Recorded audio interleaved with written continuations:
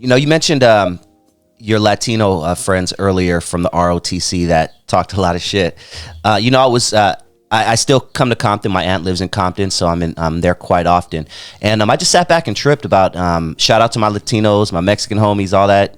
But there's so many more Latinos in Compton than there were just even when I was a kid in the 90s, How was it in the 60s or, 50s, 60s and 70s in Compton? Were there a lot of Latinos or were they just kind of sprinkled about here and there?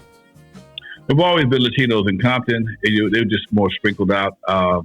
At Centennial, the guys I was just talking about, it was 4 of them. They were all cousins. And 4 of them were in ROTC.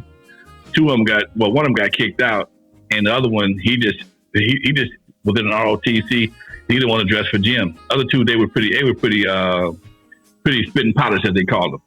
But it was only maybe 4 in the whole school. And my next door neighbors were Latino. I've always been raised around Latinos. The ratio has changed tremendously over the last past 15 years.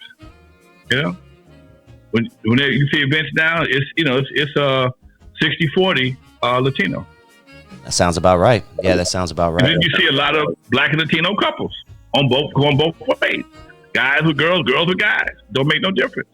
My son is married to Latino. My baby boy, that's all he likes. He don't like nothing else. He ain't had a Black woman in his life eating that pop. And don't do nothing for me. Hey man, what can I tell you? It is what it is. Yeah. You know what? Let's talk about that a little bit, Lonzo, because there are a lot of Black women out there that get offended when a Black man says he doesn't date Black women. Why do you think they take it a little bit harder than why a white guy who says he doesn't date white girls? I don't know, man. I guess they know the ratio is a lot more imbalanced between Black women and Black men and Black women. And I guess maybe I'm not an expert. Don't know nothing about the census, but what I understand, the ratios are way off. There's more Black babies born, female babies born than Black babies. Okay, the fact that a lot of brothers disqualify themselves from being dateable because of their financial situation. Sometimes the education, sometimes women can just out-educate you and out-earn you and don't want to be bothered with your ignorant ass, okay? You on some dumb shit, what?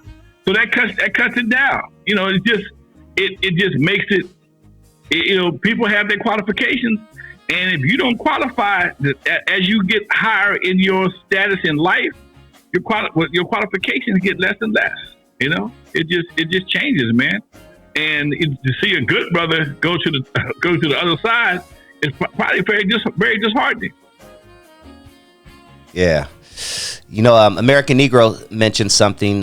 He says, I remember in the late 70s, there were a lot of white families living in Compton, but they were slowly moving out. What do you remember about the last few white people living in Compton, Lonzo? The last few white people in Compton were some of the coolest people that I ever met. I remember it was some brothers, two white guys lived on my street, the Grushan brothers. Them was 2 fighting motherfuckers, boy. They were some cool cats, but they didn't take no punking, okay? And they were the last of the white families on my street. We had a couple of them at first. By the time I got old enough to realize there was a difference, these were the 2 only cats that was still around. And we all just played together, man. The Blacks, Latinos, whites, everybody hung out together. We played baseball together, football together, basketball. It was no big deal. We never tripped on each other. We had crazy names for each other, but that's just kids, man. That's just kids. If there was a fight, if you jumped on one of them cats, you got to fight from all of us, okay? Or we made sure nobody jumped on it. It wasn't going to be no rat packet, Some cats didn't like them, but still, man, we didn't support that kind of shit. Never have. Was there ever a time in Compton where there wasn't so much graffiti? Hell yeah, man. Okay, break it down. Man, dude, I talked about this in one of our meetings I had with my Harvard club. I was one of the older guys in Compton. I've been raised in Compton all my life. And Compton was a very clean city for a long time, dude. Compton was a Compton was the place to be. It was not a bad city. It was clean. It had a nice downtown. It had a thriving downtown. It was, when you say you live from Compton, like people stuck their chest out. They stuck their chest out. I'm from Compton, man. Oh, okay, cool. And that's probably some of the same leftover feelings that people who've been there for a long time still share today, because they've been there so long. They remember, like I remember being able to walk to my girlfriend's house who lived on Long Beach Boulevard from Alameda through the neighborhood and just never got my pants, my pockets padded, never got jacked, none of that shit. Okay? It was a different thing. My daddy, everything we ever did as a family, all the bills, the phone company was in Compton, the water bill was in Compton. Although we lived just outside of Compton, all our services were annexed and paid through Compton. So for me, it was hard for me to accept. I can't go where? I can't go to Gonzales Park. I can't go to Lueders Park. Lueders Park was always kind of out of my territory. This on the east side of Compton, but it just was a different, And you start seeing how it got cliquey, and like, dude, then it started breaking down into different neighborhoods, and it just got crazy, and it just became not a good place to live. And maybe here's the crazy part, man. Here's the crazy part. Maybe because there's so many Latinos, some of the crime rate has dropped a little bit. Okay, I talked to the new sheriff. Ooh, wow, that's Terrence deep. Bell. That's deep. I talked to the Chief Terrence Bell, a captain of Compton Sheriff Department, and he showed me the charts and diagrams how things have changed over the last 5 years. Compton still needs some work, dude, but it ain't the Compton of the 80s and 90s, But that's the reputation you still see when you got assholes running up in the AM PM after they do a damn street takeover and steal a bunch of shit.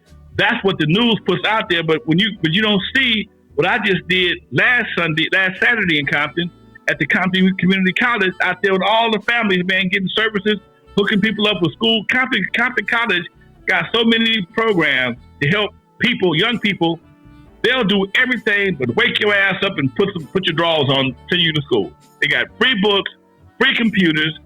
They even building a housing unit for 250 people. You can live on campus. Ain't no other junior college got no shit like that, man. They got this built a brand new student center. So not getting the education is no excuse. They'll give you bus passes, lunch tokens. They'll feed you. They'll give you a $20 gift card every week to go to the farmers market and support the farmers market. They have a little farm on there, a farm on campus, and they grow their own fruits and vegetables, man. So when I know the president of the school, I know board members. I've toured this campus, and to see these kind of services be available, but nobody don't tell you this. The news don't cover this. We're out there with Compton College.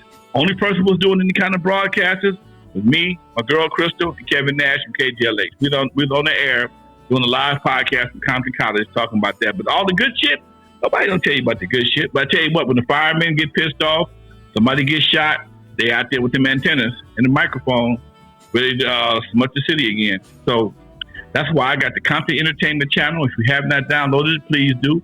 As the Compton Entertainment app, the Compton Entertainment app on Google and iPhone, and we're also launching a newspaper, Hub City Reporter. So all these things, man, we're doing to try and help restore the image of Compton. I love that, man. And I'm trying to, do more good in my life. So if there's anything you got coming up that, you need a little assistance with, or, I could be there just to, be a little bit of help, please let me know, because I have some extra time on my hands and I would like it to go towards doing good stuff. So we'll talk more about that offline.